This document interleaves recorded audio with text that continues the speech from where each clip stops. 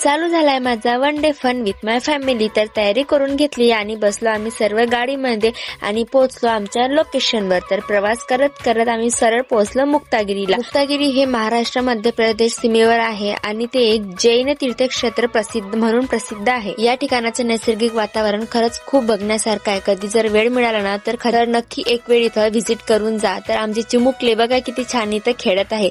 ही जर मुक्तागिरी आहे ना अत्यंत आध्यात्मिक आहे, मला असं वाटते खूप प्राचीन असं आहे। दिसायला तर खूप सुंदर आहे पण खूप टेन्शन आलं होतं कारण पोहोचायचं इथं वर आणि चालत चालत जाणं म्हणजे खूप कठीण काम असतं। एवढ्या पायऱ्यावर जाणं म्हणजे सर्वांसाठी खूप जास्त चॅलेंजिंग होतं।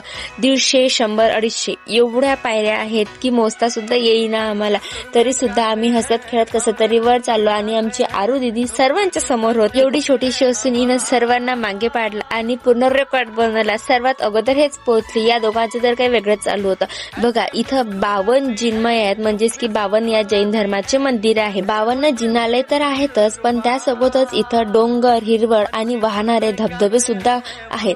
खूप मोठ्या मोठ्या नद्या सुद्धा आहेत आणि जर पावसाळ्यामध्ये आपण जर इथं आलो तर इथलचं वातावरण खरंच अगदी मनाला शांतता देणारं असतं। कारण हा जो पूर्ण डोंगर आहे हा पावसाळ्यामध्ये पूर्ण हिरवगार झालेला असतो। आय थिंक इथे पावसाळ्यामध्ये जरा जास्तच पॉझिटिव्ह वाईब्स मिळतात कारण एवढं ग्रीन पाहून तर कोणाचं पण मन अगदी सुखमय होऊन जाईल, आनंदमय होऊन जाईल। पूर्ण पहाडी प्रदेश आहे, सर्वांना इथं खूप आनंद आला आणि आमची तिथं जरा जास्तच मस्करी चालू होती कारण या दोघांची हालत पूर्ण बेहाल झाली होती चालून चालू। हा तर फक्त पार्ट 1 होता। यानंतर आम्ही नेक्स्ट लोकेशन कोणतं होतं बघा नक्की पार्ट 2।